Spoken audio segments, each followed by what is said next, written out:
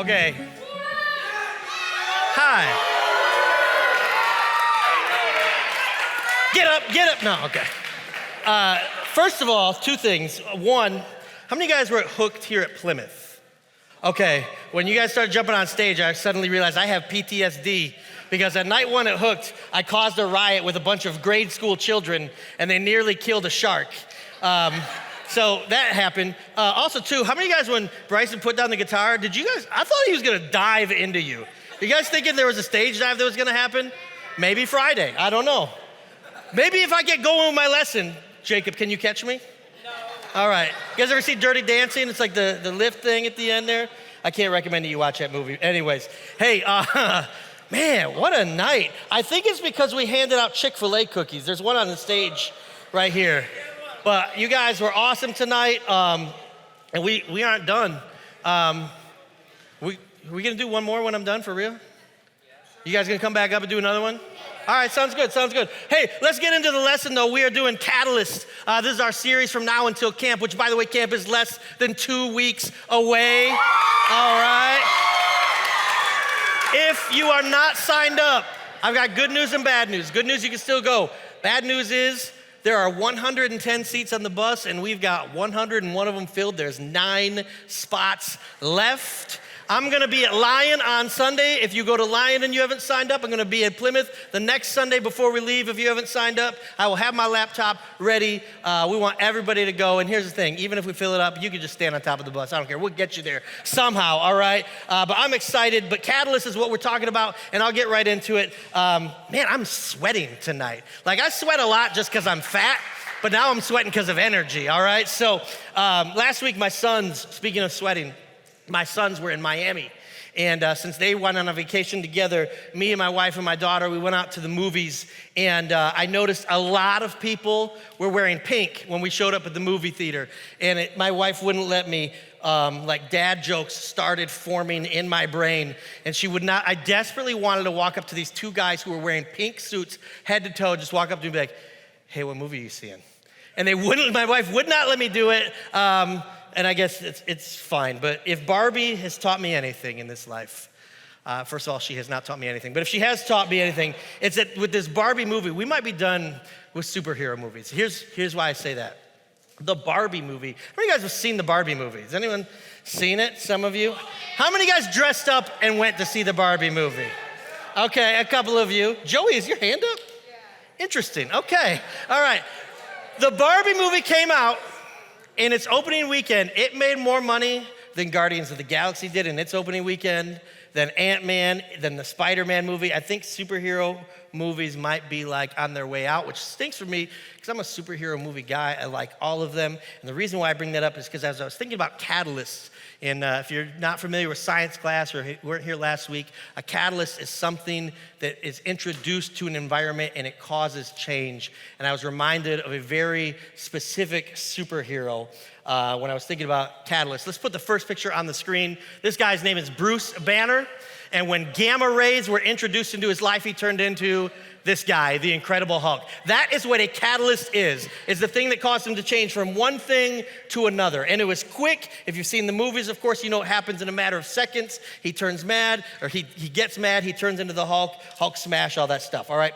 There's a lot of catalysts that cause quick, instant change. Last week I told you about Diet Coke and Mentos. I don't know if you went home and tried it. I would encourage you one more time to go home, buy some Diet Coke, buy a pack of Mentos, and walk up to your mom right in the living room and say, watch this, and then drop them in. It's a lot of fun. So, but there's a lot of catalysts that are like that, a distinct before and after situation. Before is mild-mannered Dr. Bruce Banner. After, he's the Incredible Hulk, and his shirt rips off, and he's rippling with muscles and all this stuff. So as we talk about our faith, though, and as I was thinking about that, I wonder, as we talk about how faith changes us, how many of us think that faith changing us is kind of like the Hulk, where we think it's this instant, huge transformation? I want you guys to raise your hands real quick. Now, in the notes that I was originally writing, we use the phrase faith story. How many of you guys have ever heard the phrase testimony? You know what a testimony is as it relates to Christianity, all right? So we know what a testimony is. Your testimony is your story, how you came to know Jesus. When you met Jesus, maybe it was here at Miles City, maybe it was at church camp, maybe it was somewhere else, but that's our testimony, all right? And how many of you guys have heard someone share a testimony before? Hands, all right, all over the room. We've all heard someone's testimony before. But what I think, if we're being honest, we think about all the different stories we've heard. For most people, they don't meet Jesus, they don't hear about Jesus for the very, very first time, and their life just explodes into a drastically different life. For a lot of us, the change is gradual. Maybe you started coming to church, or you've always been going to church, and it took years or weeks or months to finally start paying attention. And then you started praying a little bit, and then you started thinking about it. And then you prayed and you gave your life to Jesus, and I don't know, maybe you stopped cussing or something like that. And it's just gradual changes, but Jesus is changing us. And sometimes we think that that change isn't good enough. We think that the change that Jesus puts in our life should be like the Incredible Hulk. Well, why am I still struggling with this? Why do I still suffer from this? Why do I still find my way back to this sin that I should be done with? And we beat ourselves up over it. You know, most of our stories are not these insane, immediate transformations. When we talk about God's power to transform us, the picture we sometimes paint is a little too extreme for reality. Now, I don't want to diminish God's life-changing power, because the song we just sang says, get up, get up, get up, get up out of that grave, because we believe and we serve in a God who can bring people out of graves. There's not much more change you can make than going from dead to alive. And if you don't know that story, go to John chapter 11, go ahead and read that. We're not reading it tonight. But that's what God can do. And so sometimes we struggle because we want God to do the miraculous, the big, the powerful, when really all God is doing is just pushing us a little bit further and a little bit farther. You know, sometimes I wonder though, when I was your age, I struggled because I would hear people share their stories and I thought my story was boring in comparison.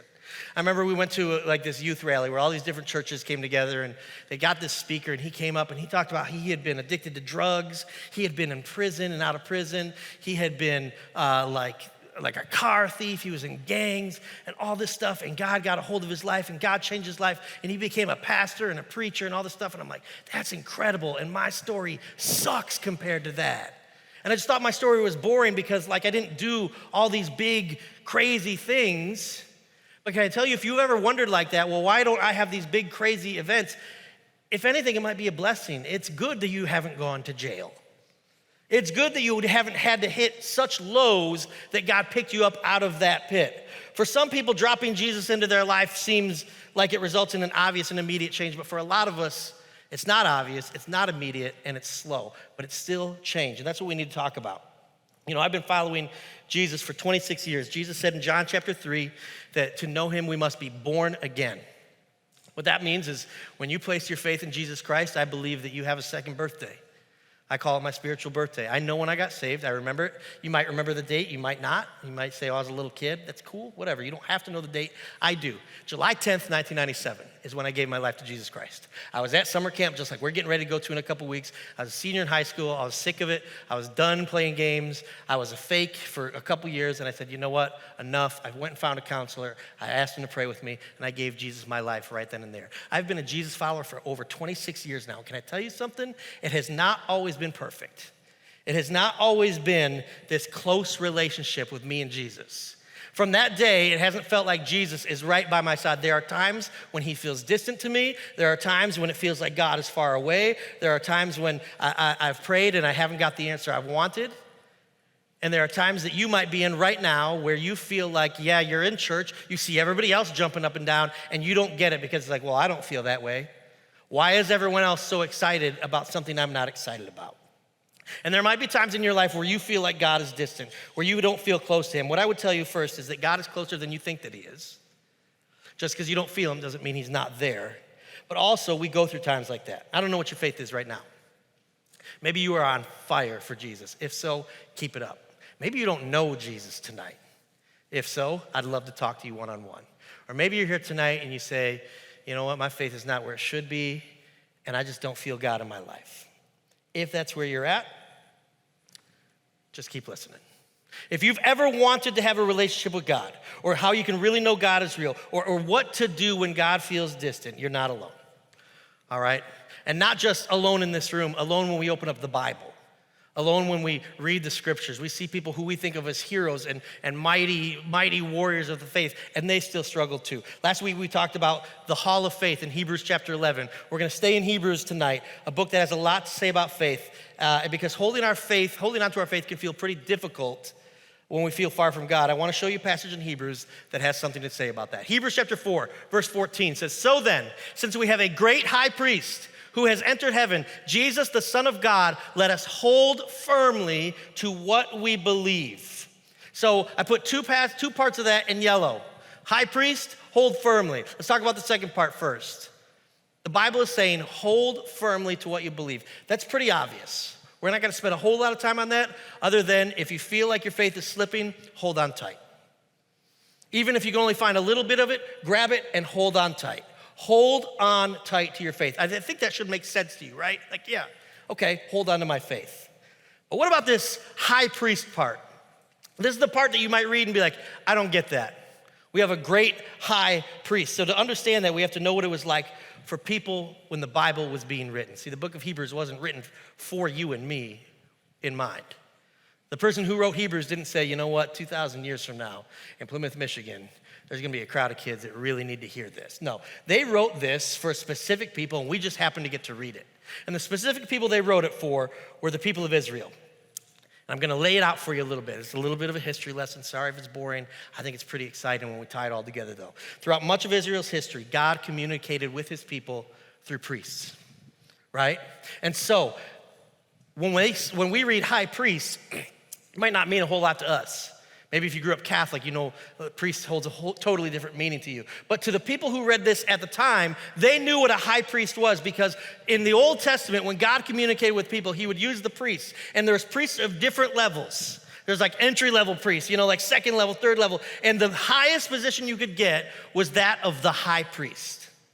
And here's where it gets really crazy. See, we can pray and we can call on Jesus, but they couldn't do that just yet because Jesus hadn't come into the world. Things were very, very different. Here's how you had to establish relationship with God. You had to make sacrifices. You had to offer up different things. But most of us weren't holy enough. Most people weren't considered clean enough to do it. Only the high priest could do it. So this one guy, and I'm not saying I'm holy enough, but I'm saying since I'm on stage, I'll play the role of high priest. I had to take all your offerings, all your sacrifices, and I had to enter into the temple, into this specific room that no one could go in, called the Holy of Holies. And it was just this room that was separated by a curtain. And it was so holy because the presence of God was in there that if you weren't worthy of being in the presence of God, if you stepped into the Holy of Holies, you'd drop dead. So first of all, I think being a high priest is a risky job. So the high priest would have to go in, and it was so, when I say drop dead, it was so literal that when the high priest was preparing to enter into the Holy of Holies, he would have to take a rope and tie it around his waist, and the rope was covered with bells. You can read about this in Exodus, it lays out, and the rope was covered with bells because when he would enter behind the curtain, nobody could watch him, nobody could do anything. They just had to listen for the bells and hope that he was worthy enough to be in the presence of God. And as long as they could hear the bells moving, the priest was alive. If the bells stopped moving and they heard a thud, guess what happened?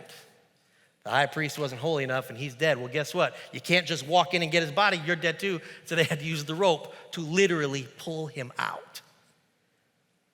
Thank God church isn't like that anymore. We got a curtain right there, and we could all go behind it if we want to. Now, Sean is here. Please do not go behind the curtain. There's a lot of expensive stuff back there. But if you go back there, you won't die immediately. Someone might kill you for breaking some equipment, but you won't die immediately. That's what it was like back then. Only the high priest could establish that relationship with God. But it says, we have a great high priest who has entered heaven. Our high priest is Jesus, the Son of God. We still have a high priest. His name is Jesus. And here's what's really, really cool about that. The big separating line, the big dividing line between regular people like you and me and God was this curtain, right? Let's read a different verse. The curtain was the barrier. It separated people from God. Matthew chapter 27, verse 51. If you don't know the context, Jesus has just died on the cross. It says, then Jesus shouted out again, and he released his spirit. At that moment, the curtain in the sanctuary of the temple was torn in two from top to bottom. When Jesus died on the cross, the curtain was torn, and all of a sudden, everyone had access to God. When Jesus died for you, it was so we didn't have to go through these rituals of putting on ropes and hoping somebody could pay the price for me. Jesus said, I'll pay the price for everybody. I'm gonna rip that curtain in half so anyone who wants to come to God can do it through me. That's what our high priest did for us. When Jesus laid down his life, it was so that we would never have to deal with curtains again. We could go directly to God through Jesus, our high priest. His death was the catalyst that tore the curtain in half. And because of him, we can finally all be close to God. So let's go back to Hebrews 4, pick up the first verse. So then, since we have a great high priest who has entered heaven, Jesus, the Son of God, let us hold firmly to what we believe. And that's why we can hold on to it, because we know what Jesus did for us. This high priest of ours understands our weaknesses, for he faced all of the same testings we do, yet he did not sin. So let us come boldly to the throne of our gracious God. There we will receive his mercy, and we will find grace to help us when we need it most. What this verse goes on to say is, we serve a high priest who has paid the price for us, who has torn the curtain in half, and we can go to him because when we struggle, when we fail, when we sin, he understands us. Jesus never sinned, but he knows what the temptation of sin feels like, which is interesting to me. He never made the mistakes that I made, but he understands what I was thinking and what I was feeling before I made them. He just made a better choice than me. Guys, I know sometimes God feels far away. Maybe he does to you right now. I don't know. I know sometimes it feels like our lives aren't changing as immediately or as dramatically as we thought they would, but no matter how things feel, I want you to know, can you see what's true? Even if you don't feel like God is near, he is. Jesus is here. The temple is not a thing we have to deal with anymore. The curtain is torn, and God is not confined to a room. And here's what's cool. We can experience God in here, but you don't have to come here to experience God. You can experience him at home, on the car ride, out in the lobby while we're playing limbo. I don't know, that might have been a holy moment for you. I thought it was a holy crap moment when some of you fell down, but we can experience him everywhere now. We don't have to go to a specific place and pay a certain price and do this and do that and do that and hope that maybe we're good enough. Jesus said, Father, they're not gonna be able to pay the price. Let me do it for them. And he did, because our high priest knows what we go through. Before Jesus, our relationship with God had never been so personal, but Jesus brought God closer than he's ever been by giving all of us access to his love and his grace. So if you doubt God's ability to change things, understand that Jesus changed the world as we know it. He changed how we dealt with God. He changed how we worshiped God. He changed how we encountered God. He changed how we approached God. Jesus already did all that. Jesus is the catalyst for a new relationship with God. Because of him, God is close to you right now. And again, you might not feel that. Maybe you're still frustrated because even though you believe in Jesus and you have a relationship with God, he still seems far away. I get it. I've been there before. Sometimes it doesn't matter what I say. Sometimes it doesn't matter what the music sounds like. You're just going to feel distant. I get that. Or maybe your life before Jesus doesn't seem all that different from your life after Jesus. Can I tell you that just because you don't feel Christ or just because you don't see Christ working in your life doesn't mean that he's not doing it. He's written on every page of your life. He's the author of our life. He's the author of our faith. Every part of our life, Christ can be found in it. And sometimes he's really hard to find. I get it. Sometimes not so much. And the reason for that is because Jesus wants you to seek him. I think that Jesus doesn't come out like big and booming and make himself super known in our lives because he wants us to actually look for him sometimes. Have you guys ever heard of a book called Where's Waldo? You guys do the Where's Waldo books? I love reading it. I read really good. I don't even know, I know there's words, but I've never read a word. So if you've never heard of Where's Waldo, it's a giant book. And there's a guy named Waldo. And on every page, you gotta find him. That's all it is. Where's Waldo? And it is really hard sometimes. Like I say that as a grown man, it's a children's book. And sometimes I remember when my kids were little, I'd be like, let's find Waldo, guys. And I'd look for like 8 minutes. I'd be like, he ain't here. We got a misprint, man. This is a busted book. This is why I don't like reading. And then my 5-year-old would be like, I found him, Daddy. I'm like, oh, okay, good, all right. Can I tell you something? Even when you can't find him, he's on every page. And here's the cool thing about Where's Waldo is once you find him once, you can go back to that page again and find him a little quicker, and then a little quicker, and then you just look really smart, like boom, right there, lower left-hand corner. In fact, I had a friend named Danny once, not the smartest guy in the world. He took a marker and circled Waldo on all the pages of my kids' books. I'm like, Danny, that's not what you're supposed to do. But he made it super easy for my kids to find Waldo. Here's why I say that. Waldo's on every page. Even when you can't find him, even when there's a million other things that distract you, even when there's so much stuff to look at and you can't seem to find him, even when he's hidden behind every little thing, and sometimes all you see is his dumb glasses and his hat. But he's there. In the same way, Jesus is in your life right now, even if he's so stinking hard to find. There might be so much stuff going on in your life right now. There might be so much mess, so much drama, so much pain, so much hurt, so much sin that you say, he's not here. Can I tell you something? You've got to keep looking. He's there. And once you find him, then when you go back and look again, you'll find him a little easier and a little easier and a little easier. And eventually it gets to a point where like all that stuff is just noise. And you're like, I know exactly where to find him.